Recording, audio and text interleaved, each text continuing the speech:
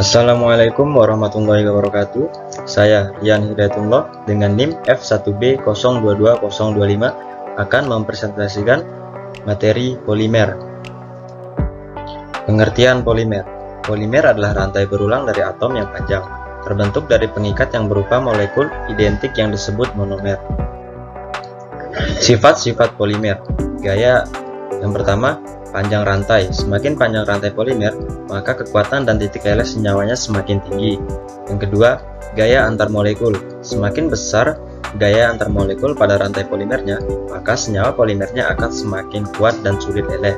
Yang ketiga, percabangan. Rantai polimer yang memiliki cabang banyak akan memiliki daya renggang rendah yang disertai mudahnya meleleh. Yang keempat, ikatan silang antar rantai polimer. Ikatan silang antar molekul menyebabkan jaringan menjadi kaku, sehingga bahan polimer menjadi keras dan rapuh. Penggolongan polimer berdasarkan asalnya.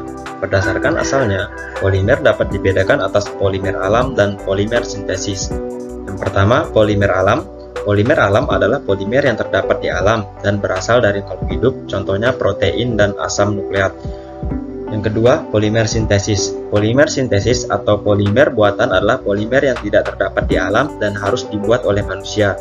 Contohnya karet sintesis dan teflon. Penggolongan polimer berdasarkan proses pembentukan. Yang pertama, polimer adisi. Polimer adisi adalah reaksi pembentukan polimer dari monomer-monomer yang berikatan rangkap atau ikatan tak jenuh. Contoh pembentukannya, polietena dari etena.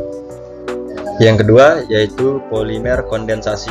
Kondensasi merupakan reaksi penggabungan gugus-gugus fungsi antara kedua monomernya. Polimerisasi kondensasi akan menghasilkan molekul kecil air dan monomernya mempunyai gugus fungsi pada kedua ujung rantainya. Contoh pembentukan polimerisasi kondensasi yaitu pembentukan nilon dan pembentukan polyester atau polietilena tereftalat. Penggolongan polimer berdasarkan jenis monomernya. Yang pertama, homopolimer, yaitu polimer yang monomernya sejenis, contohnya selulosa dan protein. Yang kedua, copolimer. Copolimer atau disebut juga heteropolimer adalah polimer yang monomernya tidak sejenis, contohnya dacron, nilon 66, dan melamin. Penggolongan polimer berdasarkan sifatnya terhadap panas. Polimer termoplas. Polimer termoplas adalah polimer yang tidak tahan panas, seperti plastik. Polimer thermosetting. Polimer thermosetting adalah polimer yang tahan panas seperti melamin. Beberapa contoh polimer buatan yaitu karet sintesis, serat sintesis, porlon, dan plastik. Kegunaan polimer dalam kehidupan sehari-hari. Yang pertama ada plastik polietilena tereftalat atau PET, sering digunakan sebagai kemasan minuman. Yang kedua, plastik polietilena atau PE. Terdapat dua jenis PE, yaitu LDPE dan HDPE. LDPE banyak digunakan sebagai kantong plastik. HDPE banyak digunakan sebagai bahan dasar membuat mainan anak-anak. Ketiga, ada polivinil klorida. Membuat konstruksi bangunan, mainan anak-anak, pipa paralon, meja, lemari, dan lain-lain. Yang keempat, ada karet sintesis.